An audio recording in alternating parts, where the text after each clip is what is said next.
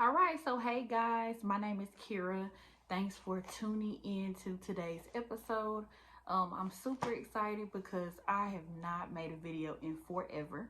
So I'm excited to give you guys an update on what I've been doing.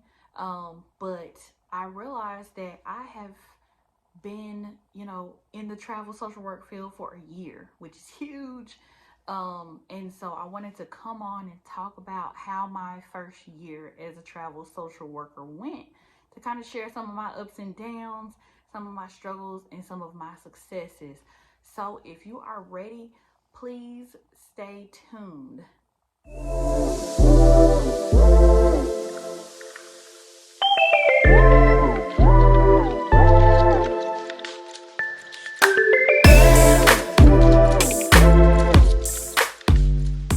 All right, so welcome. I'm going to jump right into today's content. So, I'm talking about my first year as a travel social worker. I'm going to start off with sharing what I'm doing now. So, right now, I am on a travel social work gig. It is December. It's actually New Year's Eve of 2023. So December 31st of 2023, I am in Geneva, New York, which is probably about 45 minutes to an hour outside of Rochester, New York. I'm currently on a travel job. I actually just started this week. So I just started this past Thursday. So this is super new to me. Um, I This is a 13-week position. It's in an outpatient mental health clinic because that's just my arena. I love outpatient. Um, I believe I do have the opportunity to, extend my contract, and I do plan on extending my contract. Um, but that's where I'm at right now. So December 2023, New Year's Eve, I am in I'm in Geneva, New York, working in a city called Penn Yan, which these are all super rural areas. But I want to talk about my journey and how I got to this opportunity. So amazingly enough, um, this opportunity, like my first travel job, fell into my lap. And it's so crazy how these things happen. Literally, a recruiter messaged me on Facebook out the blue. Of course, I'm in like a travel social work group, and so she messaged me and she asked me what states I had licenses in, and I told her, and she was like, "Hey, I got these jobs for these states." I'm like, okay, cool. So I started looking at where they were. There was a position for New York City, actually working on Rikers Island. Um, Not working on Rikers Island. So she had two New York jobs and she had an Arizona job. Um, and I ended up, like, okay, cool. This job in Penn Yan is like an outpatient. And I was like, okay, cool. This is my arena. So we completed my information and submitted me. It actually went super smooth just as far as me getting the opportunity. Um, they called me.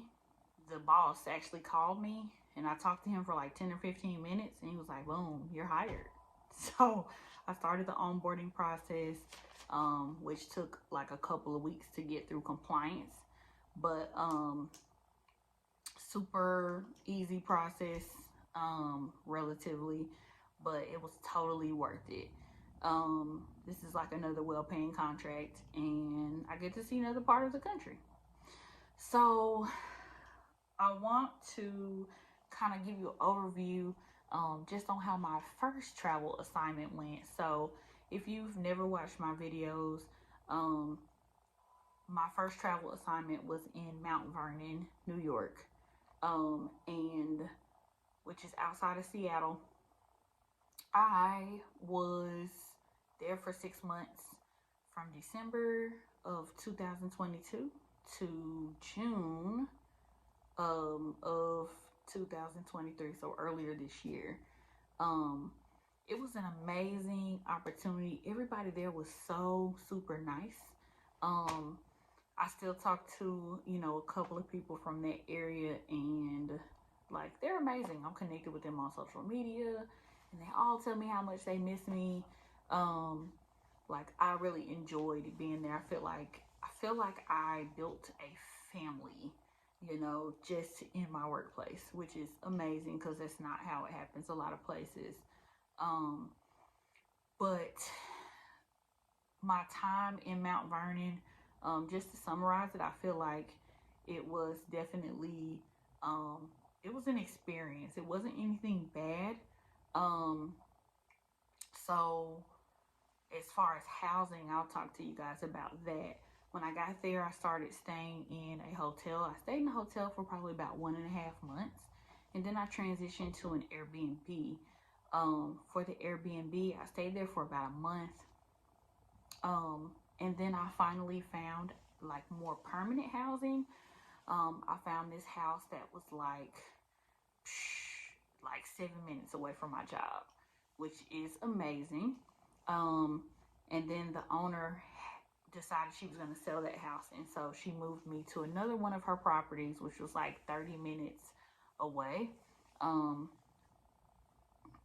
First, I was a little frustrated, but ultimately, I didn't mind because I got to be by myself. Um, just as far as rent prices, like it wasn't horrible for that area. It was around about $1,600 to $1,800 a month for my own private space. And you might not mind being with someone, but I did not want to be with anyone else, so I didn't mind paying for my privacy. So the housing situation wasn't bad. Getting around, it was a small city, which is great. We were like an hour outside of Seattle, so you know, cool. It was super, navigable. Um, I There was, of course, some staples that I felt like I were missing. I was missing. I'm gonna talk about those in another video, but like I didn't, really have anywhere to get my hair done. I didn't, really see people that looked like me. I kind of felt like a fish out of water outside of work and outside of my coworkers. But Mount Vernon itself is a pretty good place. And if I had some of the staples that I was looking for there, as well as food is super important to me. But if I had some of those staples, it would definitely be a place that I would return to. But as of now, I would probably only just go back to visit. It's just not my cup of tea in the Pacific Northwest, and that's one thing that I realized. But that's what opportunities are for. So all in all, that experience ended on a very positive note. I completed my contract, and then after I got done with my contract, my family flew up here and we road tripped back home. So we went, of course, we started in Washington. We stayed in Seattle for a couple of days. We went through Oregon, California, Arizona, Nevada, Texas, Oklahoma. Like, we hit some huge cities, which super excited to like say I got to visit. Got to go to, of course, Seattle. We went to Los Angeles. We went to San Diego. We went to San Francisco. We went to Las Vegas. Um, we went to Phoenix. It is just really cool because I've never been to any of those places before. And so we literally were on the road for about 3 weeks, y'all. Super long road trip, but I've never been able to do anything like that in my life before. And I was able to take my family with me, include my son. So that was like amazing. If I tell anybody about the benefits of travel social work, it's really that flexibility. So not only did the opportunity give me the money to save up, right, but it also gave me that time off of work without having to stress about paid time off and other things. So that was such an amazing opportunity. I mean, we went to SeaWorld, like we went to the beach. I mean, I'm gonna have to like make a whole separate video about that road trip, period. But it was like such an amazing opportunity, and I really couldn't have done it without taking that opportunity from Washington. I couldn't have did it. So there's that. Last but not least, to wrap this up and kind of bring it full circle, after I after we completed the road trip, I came back and I started looking for travel jobs. At that point, I had my license in Texas. I had my license in Missouri and Arkansas. And I'll do a whole nother video on 10 things that I've learned in my first year, doing travel social work. I thought those licenses would help me. They did not. They did not. There's just not opportunities where I had my licenses at that time. So obviously, since I'm in New York, you realize that I have my license in New York now. But I tried looking for opportunities and I wasn't successful. And so I ended up taking a staff job. Like I ended up just saying, okay, let me get a job, so that I can have some money coming in. And so I worked at a like detox drug rehab for 2 months. And it's so hard to return back to staff jobs when you've been doing travel social work, because you think about how much money you could be making. At least that's how it was for me.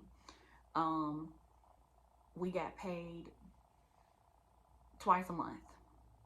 So every 2.5 weeks I got a paycheck. And all that kept going through my mind was, I'm waiting 2.5 weeks, but if I worked a travel job, I could be getting paid weekly.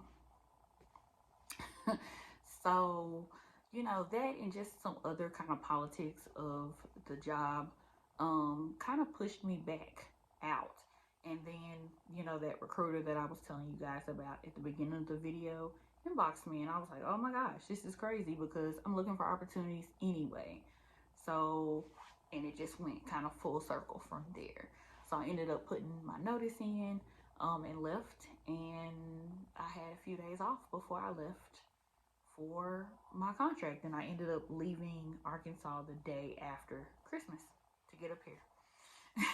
So it's most certainly a journey, but it's such an amazing journey, and I'm super appreciative for everything I've experienced. I can't wait to share more with y'all.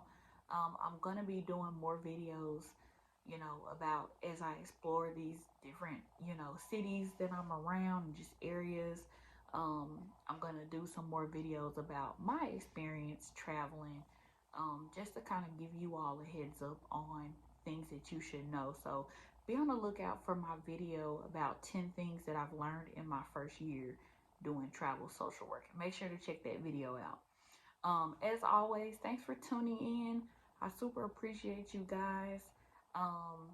Please comment with any questions you have. Thanks for the love. Thanks for the comments. Thanks for the subscribes. Let me know if there's anything you would like to know specifically. Definitely taking requests.